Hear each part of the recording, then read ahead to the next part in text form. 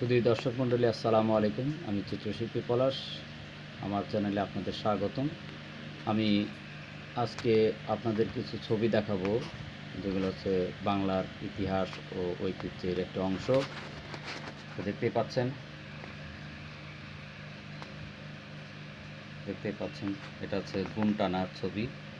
তো আগে যখন ইঞ্জিন চালিত নৌকা ছিল না, তখন ছোট ডিঙ্গি নৌকা বোটে মারলে চলে যেত ছোট নৌকাগুলো, কিন্তু বড় নৌকাগুলো এরকম দড়ি দিয়ে টেনে স্রোতের বিপরীতে নিয়ে যাওয়া হতো। স্রোতের অনুকূলে পাল তুলে দিলেই তো সহজেই নৌকা চলে যেত, কিন্তু স্রোতের বিপরীতে নৌকাকে নিয়ে যেতে হলে এভাবেই, মহাজনী নৌকাগুলো নিয়ে যেতে হলে এভাবেই গুণ টানা হতো। দেখতে পাচ্ছেন। এরপরে আমরা একটা ছবিতে আসবো, নদী ও নৌকা। দেখতেই পাচ্ছেন, নীল আকাশে সাদা মেঘের ভেলা, নদীর ধারে কাশফুল, নদীতে পালতোলা নৌকা। এখানে মাছ ধরার একটা জাল দেখা যাচ্ছে। সবই বাংলার ইতিহাস ঐতিহ্যের অন্তর্ভুক্ত। আরও একটি ছবি দেখাই। আপনি দেখতে পাচ্ছেন যে হাল চাষ, এটা এখন অধিকাংশ মানুষই পাওয়ার টিলার দিয়ে জমি চাষ করে। তো এখন প্রত্যন্ত অঞ্চলে এখনও গরু দিয়ে অথবা মহিষ দিয়ে জমি চাষ করা হয়। এটা বাংলার ইতিহাস ঐতিহ্যের একটা অংশ। এবার দেখেন, গ্রামের মহিলারা কাঁথা সেলাই করতেছে, নকশি কাঁথা, নকশা। এই নকশার মধ্যে দিয়ে শুধু তারা কাঁথাই সেলাই করেন না, তারা তাদের জীবনের ছোট বড় নানান কাহিনীকে ফুটিয়ে তোলার চেষ্টা করে।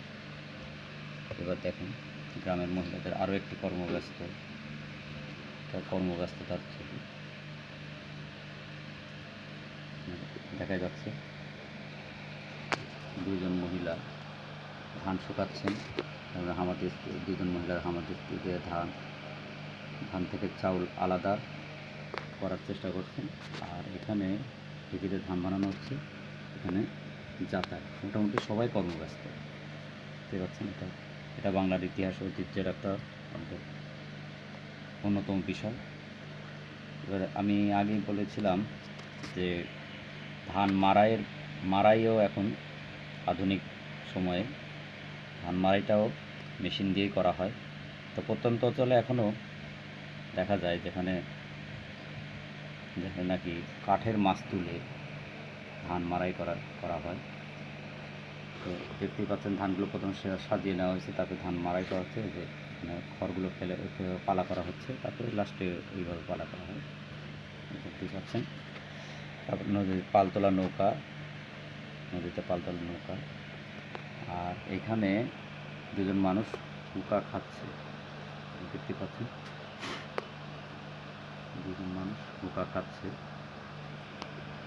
আর দুজন মহিলা কুলা দিয়ে ধান ঝাড়ছে। এটাও একটা ইতিহাস ঐতিহ্যের একটা অন্যতম বিষয়। তো প্রিয় দর্শক, যদি আমার ছবিগুলো আপনাদের ভালো লেগে থাকে, লাইক দিবেন, শেয়ার করবেন, কমেন্টস করবেন। আর আমার চ্যানেলে নতুন নতুন ভিডিও পেতে বেল বাটন আইকনে ক্লিক করে পাশে থাকার জন্য আপনাদের অনুরোধ করা যাচ্ছে। হয়তো আজ এই পর্যন্তই। আমি আবার